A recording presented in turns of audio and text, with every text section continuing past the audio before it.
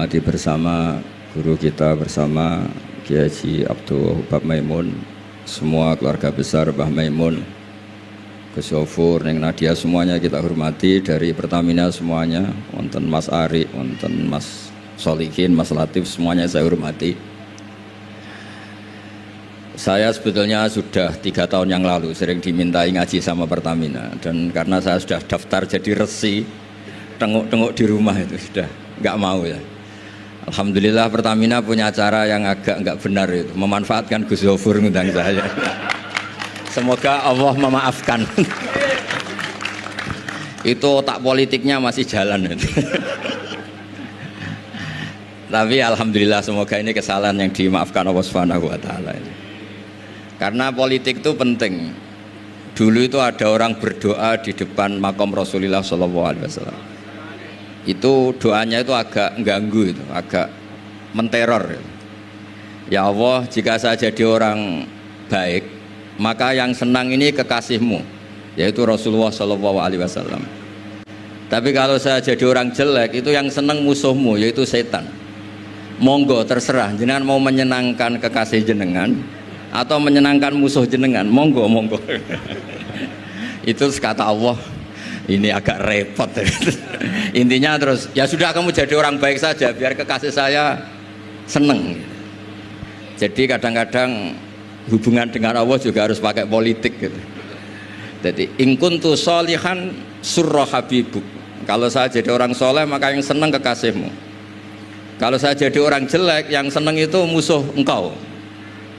Terserah jenengan sebagai Tuhan milih mana, menyenangkan kekasihmu atau menyenangkan musuhmu.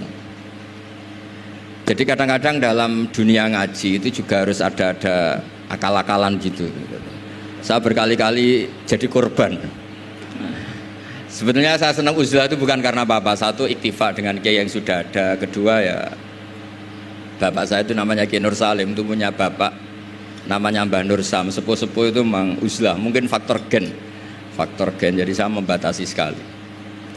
Tadi meneruskan ngajinya Gus Yofur, saya disuruh agak lama, tapi bukan lama, agak lama itu ya 15 menit sambil nunggu Gus Idror. Tadi beliau cerita Mbah Maimun itu menjadikan belajar itu Torekoh itu ilmu, kata Mbah Mun, mengajar. Jadi beliau saking tawaduknya nggak pakai bahasa Arab. Memang teks hadisnya itu Arabnya itu ad-dunya mal'unah, mal'unun ma fiha illa dzikrawah wa mawalahu aw aliman aw muta'aliman. Jadi dunia ini semuanya terlaknati, kecuali yang terkait ingat Allah, ingat belajar, ingat ilmu. Saya sering, karena saya ini termasuk peneliti, saya bikin analogi. Ada rumah itu lengkap, ada kamar mandinya, ada kamar tidurnya, ada makanannya. Tentu yang masuk rumah itu terburuk itu adalah nggak ngerti yang punya rumah itu siapa. Nggak punya rumah itu siapa, kamu langsung makan, langsung tidur, langsung memanfaatkan isi rumah itu tanpa ingin tahu yang punya siapa. Betapa buruknya itu. Nah, kira-kira seperti itulah pengajaran kita di pesantren. Pertama yang harus kamu ngerti itu ma'rifatullah. Kamu tahu yang punya dunia ini siapa. Kok tahu-tahu kamu pakai minyaknya kamu bor Pak Ari, terus dijual, terus menghidupi sekian banyak orang, itu milik siapa? Itu tidak milik direkturnya, milik Allah Subhanahu wa taala. Jadi memang ngerti itu nomor 1. Jadi ya sama, kamu mau sowan sini itu harus matur Mbah Ubab sebagai putra Mbah Mun tertua, matur Mbah Ghafur. Kalau ngundang saya ya harus lewat Gus Ghafur. Jadi pokoknya harus ngerti dulu gitu. Intinya itu harus ngerti dulu. Itu ada orang Gus biasa dimarahi istrinya tuh senengnya sama saya bukan main. Karena saya sering cerita ilmu itu penting, yang bikin orang nggak kaget tuh ilmu. Kamu tahu kan istri kamu pantangannya itu kamu pulang nggak bawa uang, udah gitu punya cerita di luar kamu tuh nggak macem-macem. Ya Gus tahu. Setelah pulang betul-betul tidak bawa uang, ada kabar kamu macem-macem. Istri kamu marah tidak marah. Setelah marah betul, Anda harus bangga karena itu sesuai teori ilmu Anda. Akhirnya setiap dimarahi istri itu dia bilang ternyata ilmu saya akurat. Ilmu saya benar gitu. Jadi ilmu itu penting supaya kalau kita ngalami apa-apa itu tidak kaget. Di mana-mana atasan itu ya marahi bawahan. Bawahan itu takut sama atasan. Suatu saat kamu dimarahi Pak Ari, Ya berarti sodako ilmu saya memang akurat. Karena ada ilmu yang mengajarkan bawaan marah sama atasan. Ya sudah, anggap saja itu sesuai teori. Jadi enak lah, anut ilmu itu enak.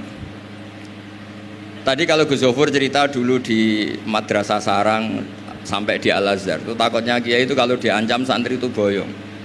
Memang ketika saya ngaji sama mas saya Sarang termasuk sama Mbak Ubab itu masyhur itu, kalau ada orang nggak naik kelas itu kiainya diancam saya naik atau kembali ke terminal. Itu kiai biasanya takut. Itu cerita terkenal.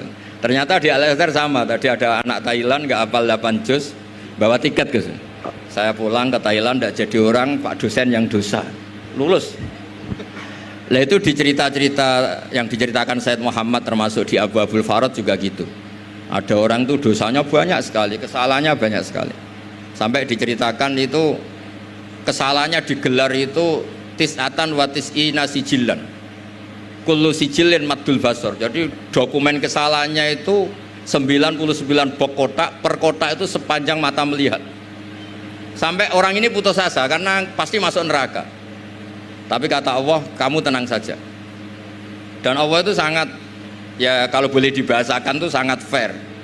Sampai Allah tanya, adzalamat kakatabati, apa para penulisnya itu dolim sama kamu sehingga sentimen kalau kamu jelek ditulis, kalau baik gak ditulis. Enggak Gusti, memang saya salah betul. Jadi di antara pertanyaannya Allah itu adzalamat kakatabati. Akhirnya terus sampai itu nyata salah, terus kata Allah, la zulma alaikal yaum, kamu tenang saja, kamu punya satu kebaikan. Terus Allah mengeluarkan satu kotak kecil.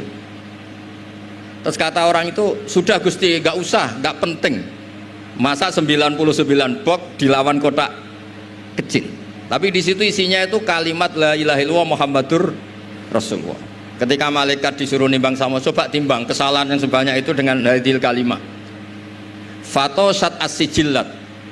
Ternyata yang menang itu kalimat la ilaha illallah, yang ini salah, nggak diabaikan. Itu terus kata hadis terakhir, fala yaskulu ma'asmillahi ta'ala sayun.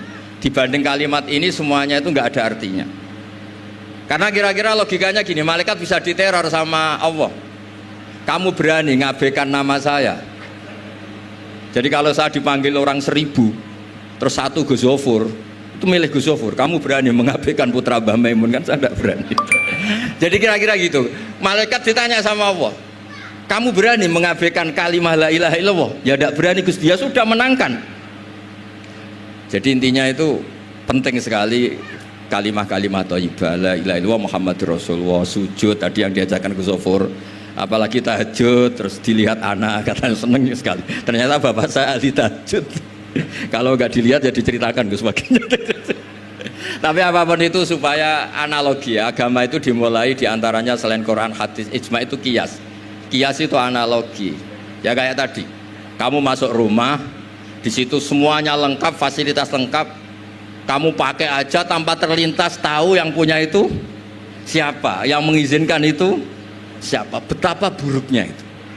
Sama betapa buruknya kita nikmati alam raya ini kemudian tidak tahu yang punya siapa. Nah, mengerti itu disebut ma'rifatullah. Sehingga orang yang tidak ngerti itu termasuk dalam riwayat tadi, ad-dunya mal'unatun mal'unun ma fiha illa dzikrawah wa mawalahu aw aliman aw muta'aliman. Gini ku ngoten mawon kata-kata sing bingung mboten kula tok, jenengan luwih bingung.